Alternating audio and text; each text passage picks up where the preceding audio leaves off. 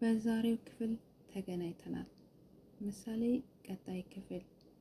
ንጉስ እየተፈለገ ይገኛል። ንጉስ ጠበቃውን ገሎታል በማለት ንጉስን እየፈለጉ ይገኛሉ ፖሊሶቹ። ይሄም የሆነ በዝና ምክንያት ነው። ምናልባት ጠበቃው ለመድብል ድምፁ ሳያሰማ አይቀርም። ንጉስና ሉላ በጣም ተቸግሮና ስራ የላቸውም፣ እየሸሹ ይገኛሉ። ንጉስ ከዛ ከነበረበት ወርዶ ገንዘብ አጥቶ ቤት አጥቶ በየቤቱ እንከራተታል። ይሄም የሆነ በዝና ምክንያት ነው። ዝና ዛሬም ሉላንና ንጉስን እያሳደዳቸው ይገኛል። ነገር ግን አጋጣሚ ሆነና ጠበቃው ሉላን ለመፈለግ ወይንም ንጉስን ለመፈለግ ከዝና ተልዕኮ ተቀብሎ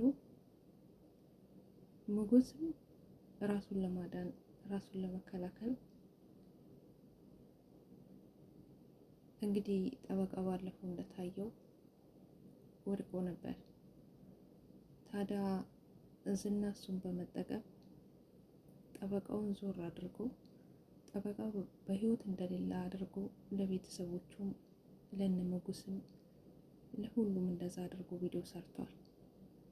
በዛ ቪዲዮ የተነሳ ንጉስ ምናልባት ጠበቃ በህይወት ይኑር ይሁን ወይስ ሞቶ ይሁን እያለ ሲጠራጠር፣ አሁን ግን በፖሊስ እየተፈለክ ነው ፎቶ በየቦታው ተለጥፎ ንጉስ ሲያየው በጣም ደንግጧል። ታዲያ ሉላን አሳልፌ አልሰጥም፣ ስለዚህ መድብል እባክህን እኔ በምልህበት ቦታ መጥተህ ሉላን ውሰዳት በማለት ለመድብል ስልክ ደውሎለታል። ንጉስ ግን የት እንዳለና በምን ሁኔታ ላይ እንዳለ አይታወቅም፣ ግን ደህና ነኝ ብሏል። ሉላን ግን የሆነ ቦታ አስቀምጧት መጣው ጠብቅኝ ብሏት ዞር ብሏል። መድብል እና ብሩክም ሉላን ቤት ድረስ አምጥቷታል። ዝና አያውቅም። በጥንቃቄ አምጥቶ የብሩክ ቤት አስቀምጧታል። ምናልባት ንጉስ ተደብቆ የሆነ ቦታ ቢቀመጥ ስራ የለውም፣ ምግብ የለውም፣ ምን ያጋጥማል? ምንም ጥፋት ሳያጠፋና እሱን ፈለገ መጥቶ እንደገና በሱ እጅ ሰበብ ሲሆን በጣም ያሳዝናል። ነገር ግን ጠበቃው በሰራ ተንኮል ራሱ ላይም ተንኮል በቤተሰቦቹ ተሰርቷል። ዝና አሁን እሱ ላይ ራሱ እየተጫወተ ይገኛል። ምክንያቱም ባለፈው ወደ ቤቱ ወስደው ጨርሰው ብሎት ነበረ ሄደው ለራሱ አጋዥ። ነገር ግን ጠበቃው ፈጣሪ ረዳና ጀብድ ሰራና እጁን ፈተው ጠባቂውንም እዛ ጥሎ ወጥቷል። ዝና አሁን በጣም ፈርቷል። ምክንያቱም ከተማ ውስጥ ይንቀሳቀሳል፣ ለኔ ደግሞ ይሄ አደጋ ነው ጥሩ አይደለም ብሎ ለፖሊሱ ደውሎለታል። ዝና ፖሊሱ ማለት ሙስና የሚበላና በገንዘብ የሚንቀሳቀስ የዝና ተገዢ ማለት ነው። እኔ አሁን የፈራውለት ለጠበቃው ነው።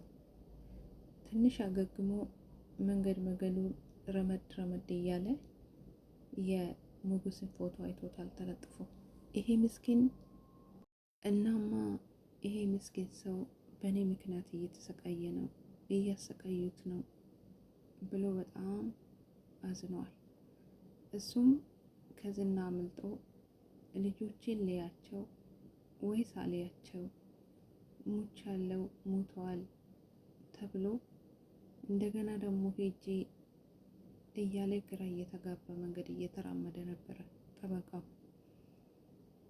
ነገር ግን አጋጣሚ የንጉስን ፎቶ አይተው በጣም ተደናግጠዋል። ይሄ ምስኪን ሰው በእኔ እየተሰቃየ ነው። ምክንያቱም ሉላን በሉላ ምክንያት አሰቃይቶታል። ንብረትን አስመልሳለሁ በአንድ ሳምንት ውስጥ አስጨርስላለሁ ብሎ በሉላ መቶበት ሞገስን አሰቃይቶት ነበረ ጠበቃው። ስለዚህ ሰው የዘራውን ያጭዳል። ጠበቃው እንደዛ ነው የሆነ። ነገር ግን ደስ የሚል ነገር ቢኖር ጠበቃው በስተመጨረሻም መድብል ጋር ደውሏል። መድብል ጋር ሲደውል አዲስ ስልክ ነው፣ ሞገስ ሲሆን ወይስ ማን ነው ብሎ መድብል ግራ ሲገባ ሉላ ሞገስ ይሆናል ድምፁን ልስማ በማለት ስልኩን ይዛለች።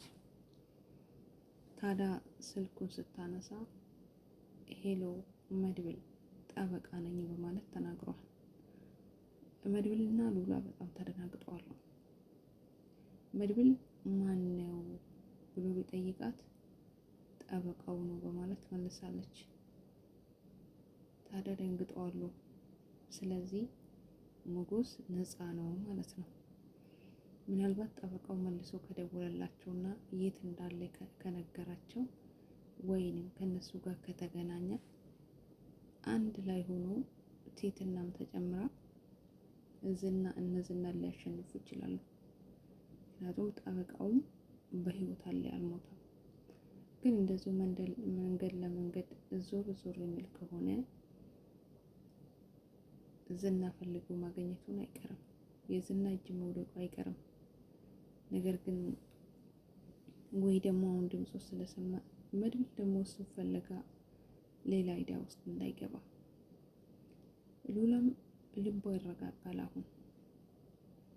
ምክንያቱም ሞገስ እጁ ንጹህ ነው።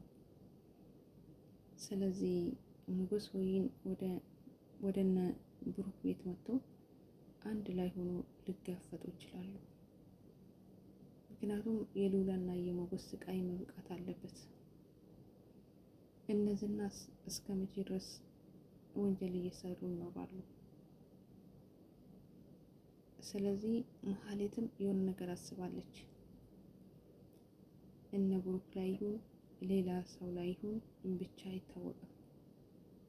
ሰው ቀጥራ አስቀጥራ የሆነ ሰው ልትሰልል ፈልጋለች። እነ ብሩክ ቤት ይሁን እነዛና ሀብታሞቹ ቤት ይሁን አልገባኝም። ለማንኛውም መሀሌትም አደገኛ ሰው ናት፣ አትቻልም። ሰውዬን ቪዲዮ ቀርጻ ባደረገችው ገንዘቡን አግኝታለች ይመስለኛል። በሱ ደግሞ አሁን ተንኮል ለመስራት አገግማለች። ተመልሳ እነ ብሩክና ቅድስትን ባትነካቸው መልካም ነው። ቲትና ድራሿ ጠፍተዋል። እስካሁን ድረስ እሷም ወደ መድብል አልደወለችም። መድብል እንግዲህ በሞገስ ነገር ተጠምዶ እሷን እስካሁን ድረስ አልፈለጋትም። ምናልባት ለምስጋና አንድ ቀን ደውላ መድብል አመሰግናለሁ በማለት ምናልባት ከተገናኙ። ውድ ቤተሰቦቼ የነ ሞገስ ነገር ያሳሰባችሁ እንደኔ ላይክ አድርጉ። መልካም ቆይታ ይሁንላችሁ። ቀጣይ ሞገስ ምን ይሁን? ጠበቃውስ ምን ላይ ይሁን? መልካም ቆይታ